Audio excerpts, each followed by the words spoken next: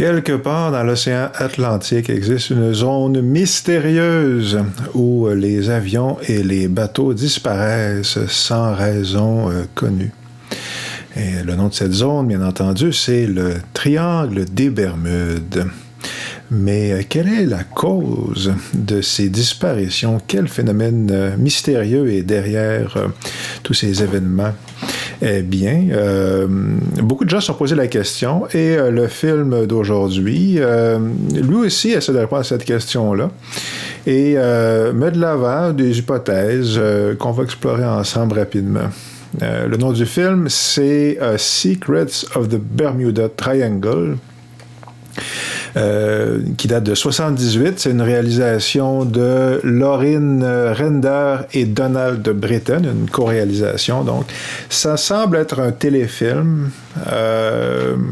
En tout cas, qu'est-ce que ça raconte? Ben, c'est un faux documentaire.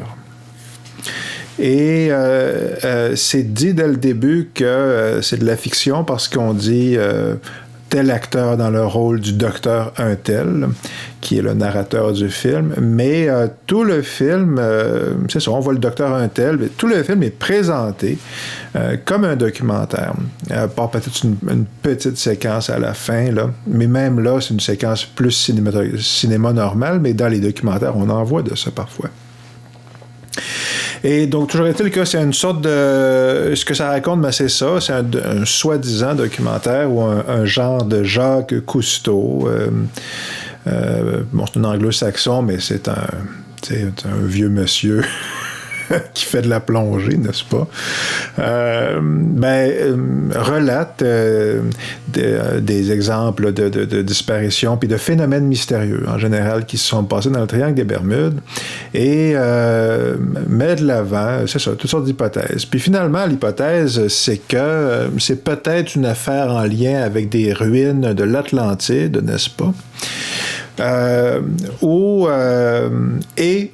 un phénomène lié avec le magnétisme, là, où essentiellement, il y aurait quelque chose avec les champs magnétiques qui ferait que les gens virent dingues, plus ou moins, mais ça agit seulement dans certaines circonstances, puis ça affecte les boussoles, etc. Bon.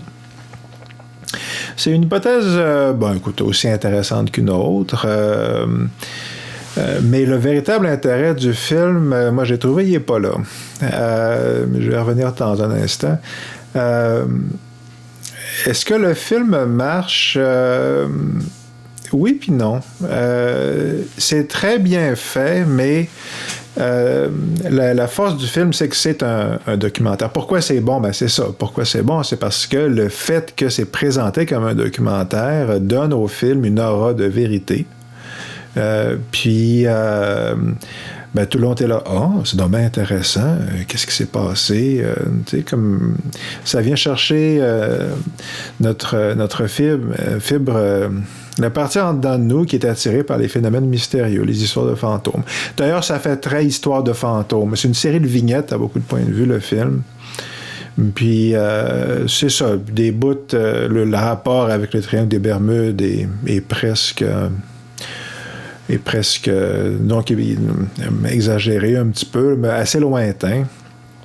Mais bon, c'est ça. C'est une série d'histoires plus ou moins de fantômes. Mais c'est ça. Eux, ils réunissent tout ça autour de cette question-là de champ magnétique. Apparemment, c'est l'hypothèse de...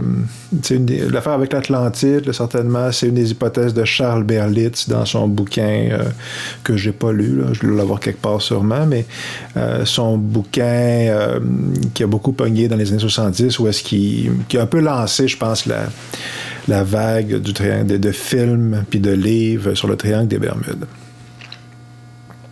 Bon. Fait que c'est ça. Si on se met à l'époque, en 78, donc, puis qu'on regarde ça, puis qu'on se pose pas la question est-ce que c'est vrai, puis on prend ça comme de l'argent comptant, ben oui, c'est fascinant, en fait. C'est fascinant parce que, il y a des bateaux fantômes, un peu comme le Marie-Céleste, là, il y a un bateau qui arrive, puis tout le monde d'abord a disparu, on ne sait pas pourquoi. Bon, il y en a beaucoup des histoires comme ça dans l'histoire, dans la littérature. C'est relaté relativement souvent. Ben, c'est très mystérieux, c'est très intriguant comme histoire. Même dans Dracula, c'est repris. Hein, quand Dracula arrive en Angleterre, il y a un épisode, un très bon épisode là, de Dracula, où est-ce que c'est ça qui se passe, en fait. Quand le bateau arrive, je crois qu'il ne reste plus personne. Sauf Dracula, bien entendu. Mais c'est une autre histoire. Donc, c'est ça. Ici, bon, il y a les vaisseaux fantômes, etc. C'est intéressant. Mais si on... tu sais, à un moment donné, j'ai décroché, je dois l'admettre, parce que j'étais pas certain si c'était... parce que j'ai vu au début du film que l'acteur, le narrateur, c'était pas un vrai docteur, que c'était carrément un acteur, puis que ce personnage-là de Pseudo Cousteau était complètement inventé, en vérité. Il n'existait pas. Ben, ils te le disent dans le générique. Ça fait qu'en partant, tu te dis, bon, ben, qu'est-ce qui est inventé d'autre à part ça? Fait que j'ai présumé qu'il y avait... ils ont dû lire le bouquin de Berlitz, essentiellement. Ils ont dû passer à travers les anecdotes, puis ils ont pris ceux-là qu'ils trouvaient le plus intéressant, puis ils ont brodé autour, puis ils ont amplifié, exagéré selon ce qu'ils voulaient faire. J'ai l'impression que c'est ça qu'ils ont fait. Puis pour que le film marche vraiment, ben il faut... je pense qu'il faut pas penser à ça. Il faut se dire... il faut être dans l'état d'esprit d'enfant dans une cour d'école qui se raconte des histoires de fantômes. C'est à peu près ça. Bon. Fait que ceci dit, ça marche quand même plutôt bien malgré ça. Puis c'est ça qui m'a marqué, en fait. Là. Donc, bon. Je mentionne vite fait que des films de Triangle des Bermudes, il y en a eu quand même une petite vague. Il y en a eu quelques-uns. Ils sont difficiles à démêler, en fait. Là. Bon, il y en a un avec Santo, c'est facile de savoir que lui, il est facile à démêler. Mais il y en a quelques-uns où est-ce que, bon, lequel qui est lequel, quand tu regardes l'affiche, c'est tout écrit Triangle des Bermudes ou Mystère 2 ou Secret 2. C'est mélangeant. Puis celui-là, c'est pas celui que je pensais que c'était. Je pensais que je regardais un autre avec John Huston, qui, lui, est un film de fiction. Puis je regarde ça entre autres parce que quand j'étais petit, j'ai vu une scène d'un film comme ça, puis j'ai jamais su c'était quoi le film. Je le cherche, le film-là. Toujours est-il que lui, c'est le faux documentaire. Puis c'est ça. L'intérêt du film, okay, l'intérêt réel du film, pour moi, c'est que ça pose vraiment la question. En tout cas, ça m'a rappelé une question que je trouve qui est qu'est-ce que la vérité, honnêtement. Puis pas tant qu'est-ce que la vérité que comment est-ce qu'on fait pour savoir que quelque chose est vrai. Puis quand on regarde un film comme ça, ce qui est fascinant, c'est que même si intellectuellement on sait que c'est pas vrai, ou que c'est douteux. Puis apparemment, l'existence du Triangle des Bermudes est apparemment très... non seulement remise en question, mais apparemment, c'est pas sérieux du tout. Là. Ça se vérifie pas dans les faits. Il y a pas... Personne n'est d'accord sur c'est quoi le périmètre qui est concerné, le nombre d'accidents, etc. Tout ça, c'est un peu cousu de fil blanc, apparemment. Bon. Je n'ai pas tout lu, là, mais bon, c'est ça. Donc. Mais c'est ça, le bouquin était présenté comme un bouquin factuel, donc puis le film est présenté comme étant factuel, puis comme un documentaire, puis même si je me dis que le film est pas vrai, ou est probablement pas vrai, c'est comme mon système nerveux l'interprète comme étant vrai. C'est ça que j'ai trouvé intéressant. Parce que ça utilise le langage, une partie, puis ça, c'est, en vérité, quand on y pense, tout le cinéma fait ça. Okay? Il y a quelque chose dans le fait de montrer des images qui bougent, qui nous rend extrêmement, j'oserais dire, crédules. C'est pas l'idée de porter des jugements de valeur, mais quand on voit... si on voit des acteurs qui boivent une boisson gazeuse puis qui ont l'air de trouver que c'est succulent, ça te l'air... Je prends un exemple un peu bidon, mais il y a quelque chose dans l'image qui nous convainc plus rapidement, je pense, là, que juste l'écrit ou... bon. Puis quand c'est présenté sous forme de documentaire, comme c'est le cas, avec des voix off, puis des savants, soit déjà habillés en savants devant des machines, puis c'est présenté comme des faits, comme un reportage télé ou quelque chose comme ça, on y croit. On y croit, puis il faut faire un effort pour pas y croire. Il faut faire un effort pour se rappeler là, que non, attends un peu, là, c'est pas... Ils sont en train de jouer avec ce truc-là, mais tu peux rien croire de ce qu'ils sont en train de dire. C'est ça. Fait que...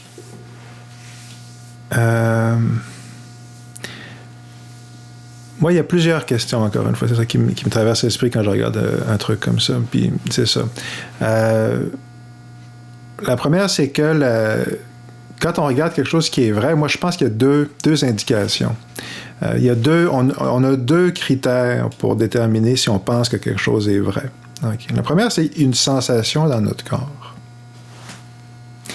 Puis la deuxième, c'est qu'est-ce que le monde autour dise. Fait qu'il y a une sensation interne, puis il y a la pression sociale.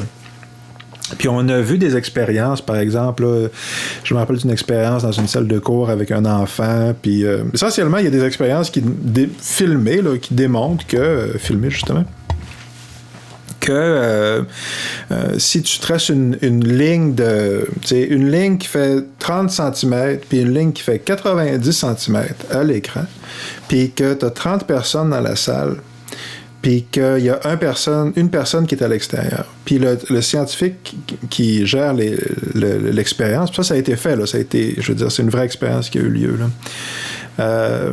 Le savant dit à la salle, votre responsabilité, votre rôle dans l'expérience, c'est de dire que la ligne qui fait 1 mètre, là, c'est la plus courte. Que la plus longue, c'est celle qui fait 30 cm. Puis tout le monde dit oui. Fait qu'ils font rentrer le gars à l'intérieur, puis OK, monsieur Untel, monsieur Dupont, quelle est la ligne la plus courte? Puis c'est celle qui fait 30 cm. Puis là, tout le monde dans la salle, non, voyons donc. Puis croyez-les pas, ça prend quelques minutes, puis le gars finit par dire, non, c'est elle. Puis il a l'air d'y croire, là.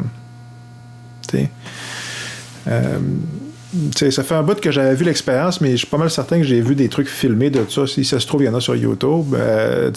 T'en as avec des enfants aussi. Là. Évidemment, les enfants, c'est encore plus fort. Là. Comme effet, là, mais en vérité, je me pose la question si c'est vraiment si tant plus fort que ça. Disons que, en tout cas, mais c'est pour dire que quand tout le monde autour de toi dit que quelque chose est vrai ou pas vrai, puis que toi, tu as l'impression que c'est le contraire, l'homo sapiens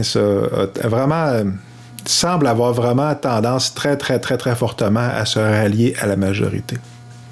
On est un animal social. Ça fait partie de notre mécanisme de survie. Ça fait que si le corps social dit noir c'est blanc puis rouge c'est bleu, généralement, ça a l'air qu'on est fait pour être d'accord avec ça, même si on pense que c'est pas vrai. Puis on se convainc que c'est vrai. Notre perception, si ça se trouve, va changer. On va le voir différemment. On va dire ça doit être... On s'ajuste, on s'adapte. Fait que c'est ça. Mais puis par rapport à c'est ça, comme je regardais le documentaire, c'est ça, je me suis dit, ça a de l'air vrai. Bon, mais c'est forcément parce qu'il y a une sensation dans mon corps qui m'envoyait le principe de vérité. Qui me disait, mon cerveau me disait que c'est pas vrai, mais mon corps me disait que c'était vrai. Bon, mais cette sensation-là. Ça, je pense que c'est intéressant parce que parce qu'on baigne dans le mensonge. encore une fois, c'est pas pour faire de la polémique, mais on est à une époque où c'est prodigieusement difficile de savoir qui est-ce qui dit vrai et qui est-ce qui dit pas vrai. Sur à peu près n'importe quel sujet, c'est difficile. Puis il y a beaucoup de mauvaise foi, il y a beaucoup de confusion, il y a beaucoup de gens qui, tu sais, bon. Puis il me semble à moi, puis c'est pour ça que j'en parle, il me semble à moi que on doit être la sensation de vérité, en fait. J'ai l'impression qu'on la prend pour acquis. J'ai l'impression que il y a différentes sensations que dans notre esprit on associe à la vérité, mais que si on prenait vraiment le temps de s'asseoir pour regarder chacune de ces sensations-là, j'ai l'impression qu'on verrait qu'elles sont pas toutes pareilles puis qu'elles nous disent pas toutes le même message. OK?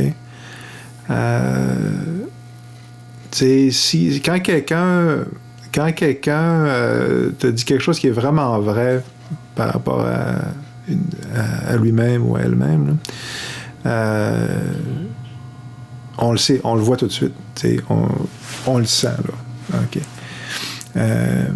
Mais quand quelqu'un dit, je sais pas moi, Tide lève plus blanc ou Pepsi désaltère, c'est clairement pas la même sensation, mais tu sais, OK, j'ai soif, je vais boire du Pepsi. On croit que ça va marcher. C'est physiquement impossible. C'est du sucre liquide. Le sucre donne soif. Il est impossible pour le Pepsi de désaltérer. Physiquement, scientifiquement, c'est impossible. Ça va faire le contraire. Mais on croit que ça va apaiser notre soif. Tu sais. Pourquoi? C'est parce que quelque part dans nous autres, il y a une partie de nous qui pense que c'est vrai. Bon, mais comment est-ce qu'on... OK, quelle est cette partie? Puis qu'est-ce qui lui donne cette saveur de vérité-là? Fait que pour moi, c'est toutes ces questions-là que le film pose, en fait. Puis c'est ça, puis je pense que c'est intéressant parce qu'encore une fois, bon, tu sais, présentement, il y a des... tu sais... socialement, c'est ça. Je veux dire, il y a beaucoup, tu sais, il y a du monde de gauche, il y a du monde de droite, extrême gauche, extrême droite, tu sais, du monde centriste, peu importe ce que vous voulez, mais c'est ça. Moi, j'ai l'impression que la plupart des gens, même si leurs croyances sont très différentes, j'ai l'impression que pas tout le monde, mais beaucoup de monde cherche à trouver là,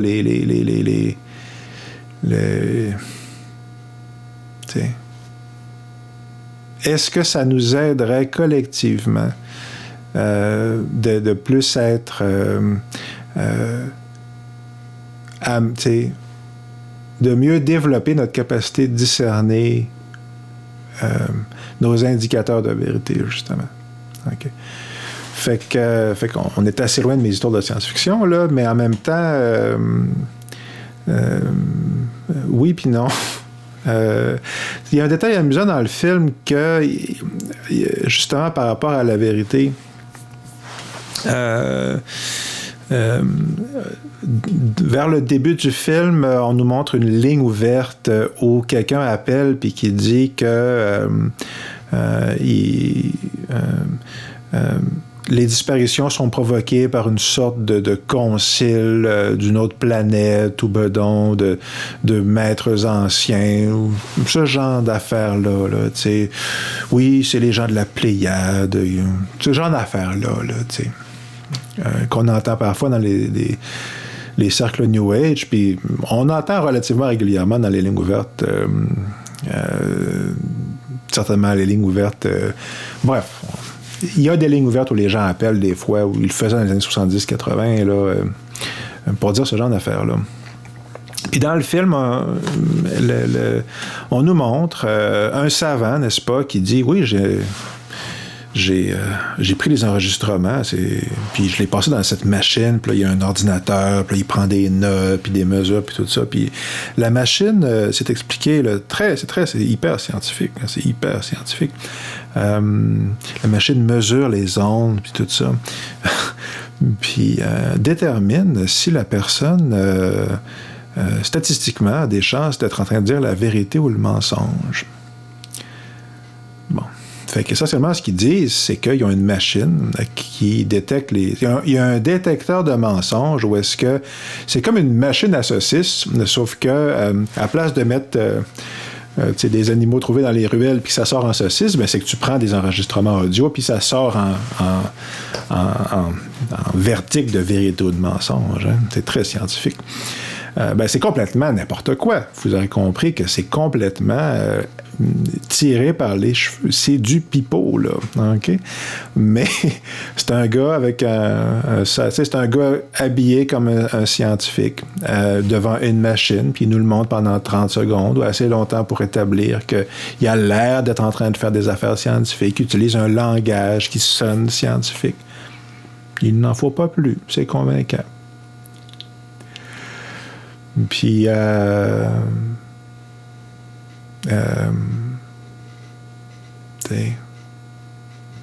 qu'est-ce qui fait que les théories d'Einstein ou n'importe quelle théorie scientifique sont admises comme étant valides et tout ça? Moi, c'est parce que quelqu'un te l'a dit. Moi, les théories d'Einstein, je ne suis pas capable de les comprendre mathématiquement. C'est quelqu'un qui te l'a dit puis tu le crois. C'est quelqu'un qui avait l'air d'être une source d'autorité. Mais comment est-ce que tu le sais? Tu présumes que c'est vrai ce qu'il te dit, mais c'est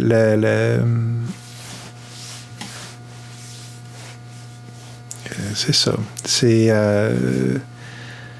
Je pense que quand on regarde autour de nous, c'est en vérité, c'est plate à dire, mais c'est risqué là, c'est risqué de croire les discours officiels. Fait que, bref, là, je vais pas trop m'enligner. C'est ça. Puis c'est ça. Mais, qu'est-ce qui fait qu'on... Je vais finir là-dessus pour le film. Là, mais, parce que moi, une des grosses questions, c'est comment est-ce que tu fais pour regarder un politicien que c'est évident qu'il ment gros comme le bras. Là, c'est gros, là, c'est énorme qu'il est en train de mentir. Là. Puis le monde le croit. OK. Puis généralement, on va nous dire non, mais tout le monde a le droit à son opinion. Oui, là, mais il y a des affaires. Tu sais, il y en a des menteurs, là, que c'est énorme, là. Tu sais, votez pour moi, je vais régler tous vos problèmes, là. Tu sais, le taux de chômage va baisser de 75%, puis tout le monde va gagner 2 fois plus d'argent, là. Comment, là? Tu sais, sérieux, là. Tu sais, à chaque élection, on se fait dire que, tu sais. Puis tout le monde le sait, là, mais là, c'est ça. Bon.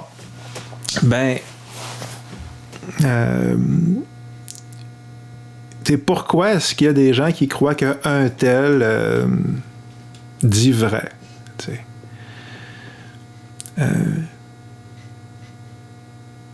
C'est ça. Mon impression à moi, c'est que les gens se convainquent parce qu'ils veulent y croire. Puis ils veulent y croire parce que le gars, émotivement, leur renvoie quelque chose quelque chose qui est où ils se reconnaissent, OK, un sentiment d'indignation ou d'injustice, quelque chose comme ça, tu sais. Puis qu'on retrouve autant à gauche qu'à droite, hein, ils ressentent pas l'injustice sur les mêmes affaires, mais c'est beaucoup ça qui les anime, tu sais. Fait que ça pour dire que je pense que c'est pas trivial. T'sais, mon point ici, c'est que on se fie à notre sentiment de vérité, mais on devrait pas. Il est là mon point. On n'est pas des bons arbitres, on n'est pas des bons juges de notre propre jugement. On n'est pas habilité on devrait pas se croire nous-mêmes. C'est ça mon point. On n'a pas le discernement pour reconnaître quand nous-mêmes, on se ment à nous-mêmes. OK. Fait que... mais je pense que ça se développe. Je pense que ça peut se développer. Puis je pense que c'est pas parce qu'on l'a pas de manière innée, c'est parce que je pense qu'on l'a perdu. Mais ça, c'est un sujet pour une autre histoire. Mais je pense que c'est des exercices. Revenir à cette sensation-là de vérité, à mon avis. Puis observer justement qu'est-ce qui se passe quand je crois quelque chose. Okay. Puis ça veut pas dire que c'est pas vrai. C'est pas parce que tu crois quelque chose que ça veut forcément dire que c'est pas vrai, évidemment.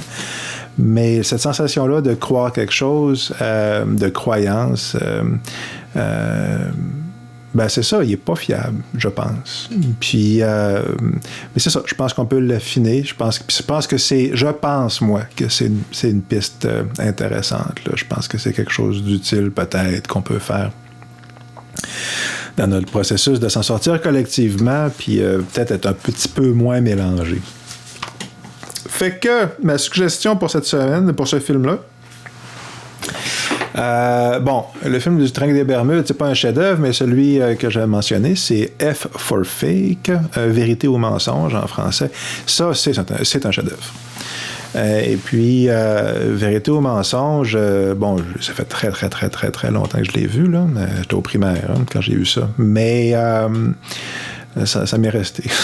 Et puis, c'est un documentaire d'Orson Welles qui présente une série de vignettes qui met en scène des grands faussaires, puis qui porte sur la question de le faux dans l'art. OK. Mais l'astuce du film, c'est que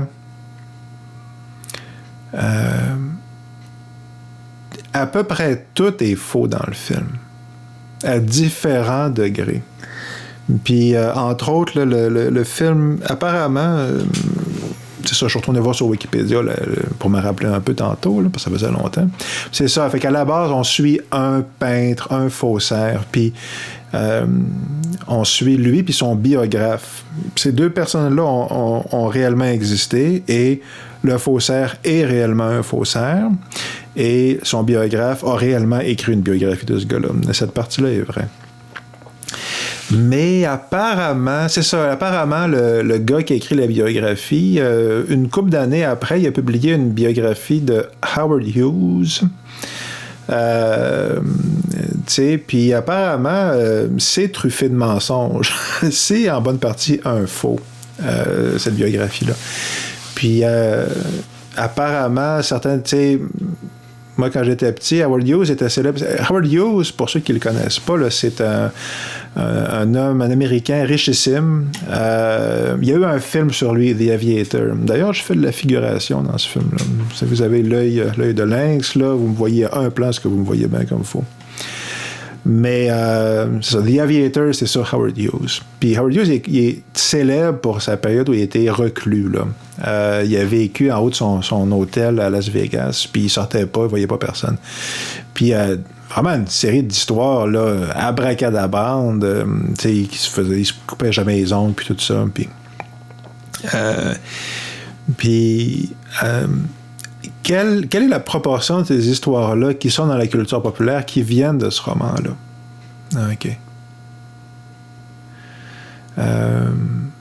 Puis encore une fois, OK, comment est-ce qu'on fait pour savoir que quoi que ce soit est vrai? Puis c'est des questions troublantes parce que notre sentiment de sécurité repose beaucoup sur la certitude, en fait. Puis existentiellement, moi je pense qu'il n'y en a pas.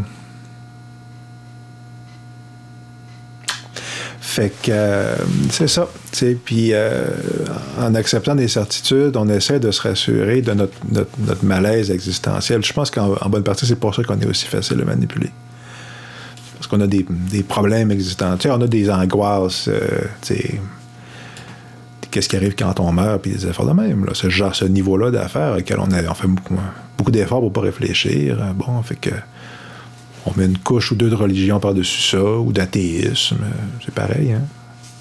Fait que c'est ça, donc, puis F for Fake, c'est vraiment, c'est un tour de maître, là. Puis Orson Welles, apparemment d'ailleurs, c'est pas, il n'y a pas que lui qui a réalisé le film, apparemment. Donc, fait qu'il y a un niveau de faux là-dedans. En tout cas, il y a beaucoup de couches là, de supercherie dans le film. Mais bon, fondamentalement, c'est un film d'Orson Welles. Ça.